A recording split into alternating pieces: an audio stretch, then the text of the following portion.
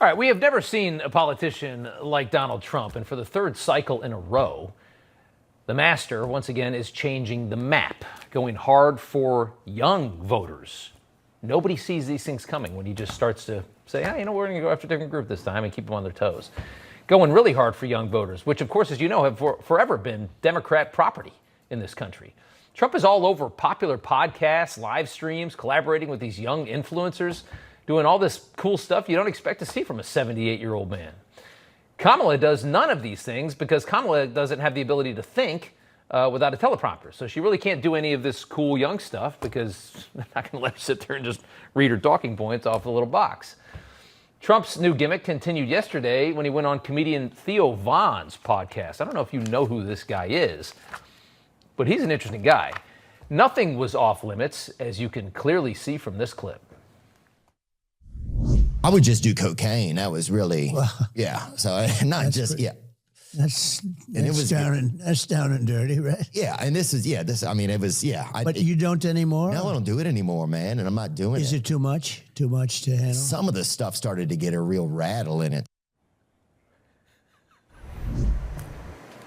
Okay, there you go. Bo Loudon is a conservative Gen Z influencer. He's a good friend of Barron Trump, the president's son, and has played a key role in Trump's Gen Z push, which is really working. I mean, when you talk to young people, and Bo joins us now. Thanks so much for coming on, Bo. We appreciate it. What are you and Barron, I guess, up to here? What's the plan? Well, the plan is just to help get out the vote to Gen Z, and don't be mistaken. Kamala Harris would actually love to do interviews with many of these people that Trump's doing interviews, because the thing is that right after he does them, it's a really funny pattern how she ends up reaching out to the same people and they end up telling her no. And even that, she reached out to one of my buddies, Bryce Hall, on Instagram, sent this whole long paragraph. Are you going to join me and help get out the vote? And he just said no, and so it's funny. She's reaching out to everybody she can. She throws them fat paychecks, and they'll still just like, no, we don't want to do one with you. Well, that is a big part. I mean, Kamala, they want to pay for a layup podcast is what they want. They because they know that if they throw $10,000 or $20,000 or however much it is, they're going to get nothing but softball questions, which is what she needs. She can't take any hard ones.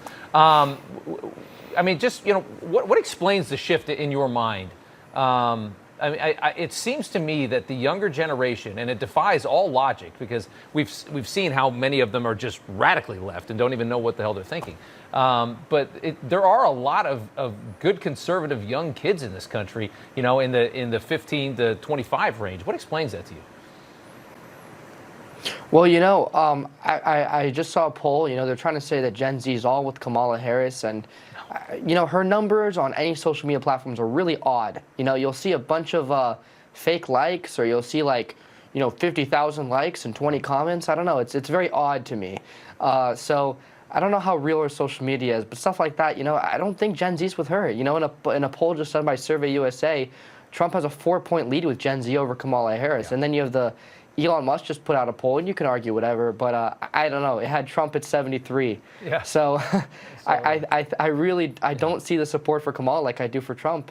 Yeah. I just don't. And because she's telling Gen Z, she's telling all these kids, hey guys, I'm gonna do this all on day one, and I'm gonna do all these great things that Trump's saying he's gonna do, but I'm conveniently saying the same thing. I'm gonna do it all on day one. And I don't know. Maybe someone should let her know she's on day 1,309. Right, exactly. And you know what? It's honestly becoming counterculture to go. I mean, when they expect your vote, same thing's happening in the black community. They expect your vote because they've always had it. And you know what? People are saying, why? What have you done to earn it in the last 3 or 4 cycles of elections? Bo Loudon, thank you so much. We appreciate it. Good to see you. Nancy Pelosi, Bill Clinton, Tim Walz all speaking tonight at the DNC. Bianca